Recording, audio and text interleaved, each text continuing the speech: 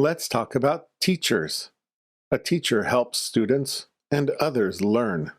Teachers work in schools, colleges, and other learning places. Some also give private lessons. A teacher explains new ideas and answers students' questions. Teachers use books, worksheets, and computers.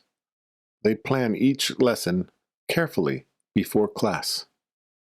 After class, teachers mark homework and tests.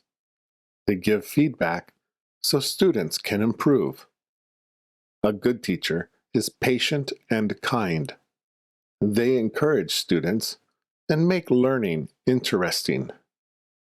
In Japan, homeroom teachers look after their whole class. They are responsible for the students.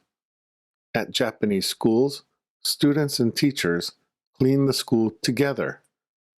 This is an important part of school culture. Physical education teachers lead sports and exercise classes. Music and art teachers teach creative skills. Some teachers work in universities. They teach advanced subjects and do research. Teaching requires preparation. Teachers spend a lot of time planning lessons. It is a busy and important job.